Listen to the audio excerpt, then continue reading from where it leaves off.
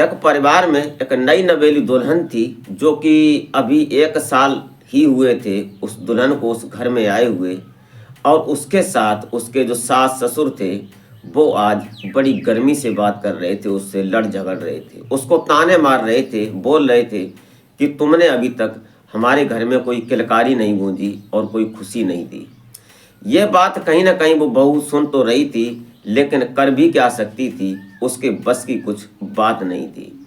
अब इसी में जो सास होती है उस बहू की, वो अपने पति से उन्हें यानी कि जो दुल्हन थी उसके ससुर को बोलती है कि तुम्हारे बेटे से तो कुछ होता नहीं, क्या तुम में भी वो दम नहीं रही जो कि अपने घर में एक चिराग की जो ज्योति है वो जले।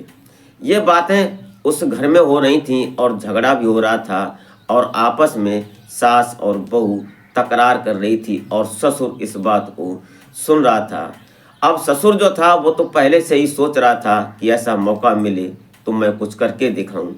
तभी वो सास की जब ग्रीन झंडी को देखता है, यानी अपनी पत्नी से वो ग्रीन झंडी देखता है, उसके बाद वो उस बहू पर इस तरह से हावी हो जाता है कि फिर वो उस घर में एक नई किलकारी की जो बात थी वो तैयार कर देता है और फिर उस घर में जश्न का माहौल बनता है।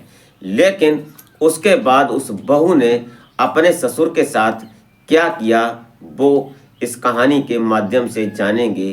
तो आप इस कहानी में, इस घटना में अंत तक बने रहिएगा और घटना को बारी बारी समझने की कोशिश करते हैं और आशा करते हैं कि आप अपने परिवार, अपनी फैमिली और अपने परिजनों के साथ बेहद खुश होंगे, मस्त होंगे।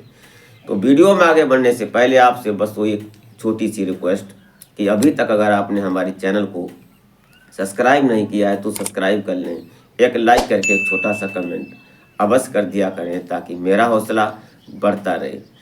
तो हमारे इस यूट्यूब मंच पर आपका बहुत बहुत स्वागत है। मैं आभार व्यक्त करता हूँ, आपको नमन करता हूँ आपके प्यार और सपोर्ट को। तो नमस्कार, आदाब, शास्त्रीय काल, मैं अजय कोहली। आज की जो कहानी मैं आपको सुनाने जा रहा हूँ, ये कहानी उत्तर प्रदेश का एक जिला पड़ता है हाथरस। और हाथरस में रहने वाले सलाउद्दीन, इनके परिवार में कुल 4 सदस्य होते हैं। 4 सदस्यों में जो सलाउद्दीन होते हैं उनकी बेगम और उनके 2 बच्चे होते हैं। 2 बच्चों में बड़ा बेटा होता है और जो कि उसकी शादी हो चुकी थी, उसके बच्चे भी थे। उसकी एक छोटी बहन होती है जिसका नाम, सलाउद्दीन की बेटी होती है जिसका नाम नाजिया होता है। उम्र इसकी 18 साल की हो गई थी। दरअसल ये जो सलाउद्दीन थे ये हाथरस में रहकर ये अपना गजक पट्टी का काम करते थे। इन्होंने कारखाना बना रखा था, उससे इनकी अच्छी इनकम होती थी। और जो इनका बेटा था वो भी इनके साथ अपने पिता के काम में हाथ बटा रहा था और वहीं पर संलिग्ध थे दोनों और अपने काम को अच्छी तरह से अंजाम दे रहे थे। अच्छी तरह से उनके घर की परवरिश हो रही थी और बढ़िया सिस्टम चल रहा था। तभी जो नाजिया होती है, ये नाजिया सोचने लगती है कि जब उसने 12वीं कर ली, 12वीं करने के बाद अब ये सोचती है कि मैं आगे की भी पढ़ाई करूं और उसके बाद फिर नौकरी करूंगी। लेकिन इनके जो पिता होते हैं सलाउद्दीन खान, ये बोलते हैं कि देखो, लड़कियों का काम नौकरी करना नहीं है, बल्कि वो घर में रहकर चूल्हा बर्तन करें और रोटी बनाएं और अपने बच्चों और अपने परिवार की देखभाल करें। ये उनका ख्याल था, पुराने ख्यालों के वो इंसान थे। इसलिए उन्होंने जो नाजिया को आगे की पढ़ाई करने के लिए ब्रेक दे दिया, रोक दिया। अब ये नाजिया जो थी मन मार कर रह जाती है, लेकिन कभी क्या सकती थी, क्योंकि उनके पिता की जो मर्जी थी। उसके बाद नाजिया की उम्र 18 साल हो चुकी थी और शादी की बात शुरू हो जाती है। धीरे धीरे रिश्तेदारों में भी बात चलती है और फिर धीरे धीरे एक दिन पता चलता है कि बाराबंकी की एक जगह लगती है देवा शरीफ, और देवा शरीफ में एक लड़का है, वहाँ पर बात इनकी शुरुआत हो जाती है। तो एक दिन ऐसा आ जाता है, 2013 के आसपास की बात है। ये सलाउद्दीन और अपने बेटे के साथ अपनी बेगम और जो लड़की थी नाजिया, ये सभी लोग एक गाड़ी करते हैं, खुद की गाड़ी थी इनके पास, और गाड़ी लेकर ये सभी लोग देवा शरीफ पहुँचते हैं। वहाँ जाकर जब वहाँ लड़के को देखा जाता है तो लड़के का नाम शाहरुख होता है और उससे जब ये मिलते हैं तो लड़का भी देखने सुनने में बेहद खूबसूरत था और उसका ट्रैक्टर का काम था, मैकेनिक था वो। उसकी जो जो मेंटेनेंस करने वाला, अब ये उनका उनका भी अच्छा काम चल रहा था।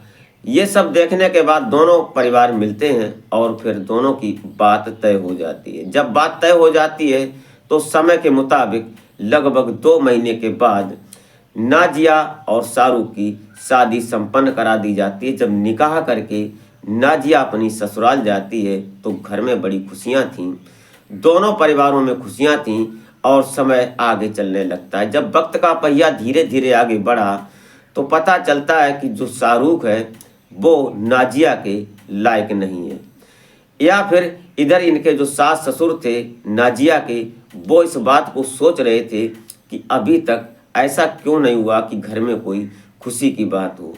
वक्त आगे बढ़ रहा था, लगभग 1 साल का वक्त गुजर जाता है और तब तक कोई घर में ऐसी खुशी की बात नहीं होती जो कि उसकी सास जो सोच सके और जान सके कि घर में कोई बच्चा आने वाला है, हाँ, नया मेहमान आने वाला है। लेकिन ऐसी कोई बात नहीं थी। तभी एक दिन ऐसा हो जाता है कि बातों बातों में जो सास थी नाजिया की वो उससे लड़ पड़ती है और दोनों में झगड़ा तकरार होने लगते हैं। ससुर भी वहीं होता है और शाहरुख भी वहीं होता है।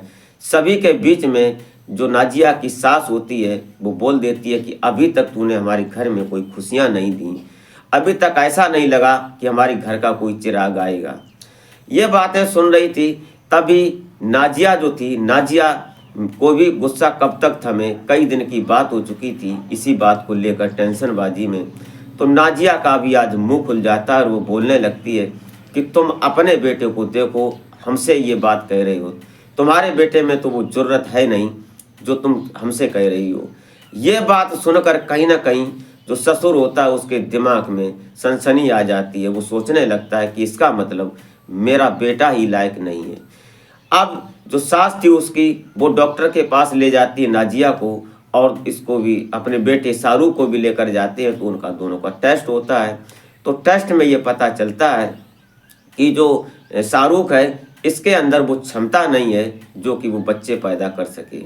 ये बात जब सास अपने घर आती है वापस शाम को लौटकर डॉक्टर के पास से, तो अपने पति को भी बताती है। तो पति इस बात को सुनकर कहीं ना कहीं अपने अंदर एक ऐसी फीलिंग करने लगता है कि अब शायद मौका मिलेगा, लेकिन कह नहीं सकता था क्योंकि वो उसकी बहू थी। लेकिन ऐसे ही बात चलती रहती है। तो एक दिन फिर किसी बात पर तकरार हो जाती है और आज सास फिर अपनी बहू नाजिया को ताना मार देती है। और जब ताना मार देती है तो ससुर भी वहीं पर था और शाहरुख दुकान पर गया हुआ था जहाँ उसका मेंटेनेंस का काम करता था, जो ट्रैक्टर का काम करता था। लेकिन घर में ये बात हो रही थी सास ससुर और बहू के बीच में। तो सास कहीं ना कहीं आज अपने पति से यानी नाजिया के ससुर को बोलती है कि तुम्हारे बेटे से तो कुछ होता नहीं है, क्या तुम भी अपने बेटे जैसे हो गए हो? तुम वैसे तो हम पर बहुत ताकत दिखाते हो, लेकिन कुछ करके दो जो कि तुम्हारे घर का चिराग जले। ये बात कहीं ना कहीं ससुर को सुनने की देरी थी। ससुर को मौका मिलते ही उसने अपनी पत्नी की जब ग्रीन झंडी देखी, वो तुरंत नाजिया को अपनी गोद में उठा लेता है, यानी अपनी बहू को, और जब अंदर के कमरे में ले जाता है उसके बाद नाजिया विरोध भी करती है कि ये मत करो, आप मेरे अब्बू हैं, मेरे ससुर हैं, ऐसा करना गलत है। लेकिन वो बोलता है कुछ भी गलत नहीं है, हमें एक चिराग चाहिए जो हमारे घर के आंगन को रोशन करे, हमारे घर में किलकारी गूंजे। और वो उसके साथ फिर कपड़े उतारता है, उसके बाद फिर वही सब करने लगता है, हम बिस्तरी होती है। उसके बाद आज नाजिया कहीं ना कहीं खुश हो जाती है, जो कि खुशी उसको उसके पति से, उसके शौहर से नहीं मिली थी, वो आज खुशी उसको उसके ससुर से मिलती है। आज नाजिया कहीं ना कहीं उस पर फिदा हो जाती है और फिर आज की रात एक बार नहीं कई बार ऐसा होता है। उसके बाद अब ससुर की जब मर्जी होती वो चौड़े होकर नाजिया को अपने नीचे लाता और उसके साथ अपनी मर्जी करता और हम बिस्तरी करता। नाजिया भी कहीं ना कहीं उससे प्यार करने लगती है, अपने ससुर को चाहने लगी थी। वक्त का पहिया आगे बढ़ता है। जब 1 डेढ़ महीने का वक्त गुजरता है तो नाजिया को जब उल्टी होने लगती है तो घर में खुशियों की बात आ जाती है। उसके बाद सभी लोग खुश हो जाते हैं और वक्त आगे बढ़ा। 9 महीने का जब वक्त हो जाता है तो नाजिया ने एक सुंदर बेटे और स्वस्थ बच्चे को जन्म दिया। जन्म देने के बाद आज जो नाजिया के ससुर थे उन्होंने अपने घर में लगभग हजारों लोगों को खाना खिलाया और बड़ी धुआंधार पार्टी की, जिसमें उनके मायके वालों को भी बुलाया था। सलाउद्दीन भी अपने यहाँ से बड़ी अच्छे सभी लोगों को, रिश्तेदारों को लेकर गए थे। वहाँ हर प्रकार की व्यवस्था की गई वहाँ के समाज के हिसाब से। उसके बाद समय आगे बढ़ता रहा। नाजिया कहीं ना कहीं दिलो दिल अपने ससुर को चाहने लगी और फिर उसके शरीर से 3 बच्चे होते हैं। और शाहरुख को ये बात कहीं ना कहीं अंदर से अंदर खटक रही थी, लेकिन कर भी कुछ नहीं सकता था, क्योंकि उसमें वो जुर्रत नहीं थी और उसके पिता ने ये सोचा नहीं कि मैं इसकी कुछ दवाई या कुछ वैद्यगिरी कराएं ताकि ये हमारी बहू के लायक हो जाए। उन्होंने उस पर ही स्वयं अपना कब्जा किया और फिर वो सब होने लगा। वक्त आगे बढ़ता गया और ये सब होने लगा। आज वो 3 बच्चों की माँ है और इसी के साथ दोस्तों परिवार में खुशियाँ हैं। कुल मिलाकर दोस्तों ये रही कहानी। आपको कैसी लगी ये बात आप कमेंट बॉक्स में ज़रूर बताएं।